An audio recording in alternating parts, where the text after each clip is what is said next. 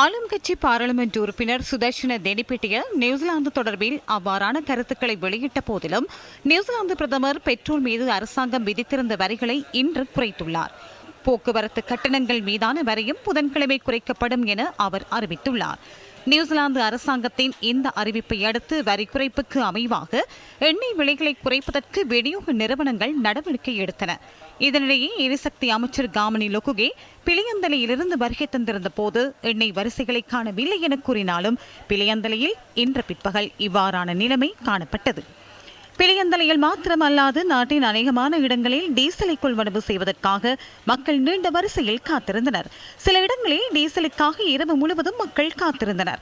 Diesel மாத்திரம் அல்லாது octane 92 ரக பெட்ரோலை பெற்றுக் கொள்வதற்காகவும் இன்று வரிசையில் காத்திருக்க நேரிட்டது. கொழும்பு மருதானையில் உள்ள எரிபொருள் நிரப்பு நிலையங்களிலும் நீண்ட வரிசை காணப்பட்டது.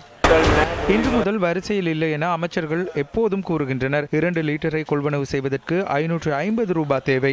முன்னர் அந்த தொகைக்கு 4 லிட்டர் கொள்வனவு செய்தோம். இவ்வாறு எப்படி தொழிலை செய்வது? வீட்டுக்கு எதனை கொண்டு செல்வது? கொலனாவையிலிருந்து நடந்தே வந்தேன். பஸ்கள் இல்லை, டீசல் இல்லை, பெட்ரோல் இல்லை. இது என்ன வாழ்க்கை? கலனி தலுகம நகரில் உள்ள எரிபொருள் நிரப்பு நிலையங்களில் டீசல் முடிவடைந்ததால் பெட்ரோல் மாத்திரம் விநியோகிக்கப்பட்டது. நேற்று முன்தினத்திலிருந்து காத்திருக்கிறேன். வாக்களித்து செய்து கொண்ட அநியாயத்தை பாருங்கள். இவை எமக்கு சிறந்த பாடம். கப்பல் வந்ததாக கூறினாலும் எண்ணெய் இல்லை. எரிபொருளை பெற்றுக்கொள்ள இன்றும் மக்கள் நீண்ட வரிசையில் காத்திருந்தனர்.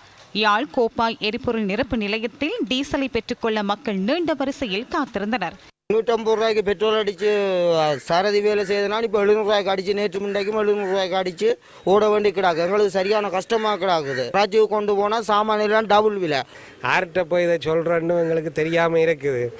நீர்கொழும்பு நகரில் உள்ள தலுவகொட்டுவ எரிபொருள் நிரப்பு நிலையத்தில் மக்கள் எரிபொருளை பெற்றுக் கொள்வதற்காக பல மணி நேரம் காத்திருந்தனர்.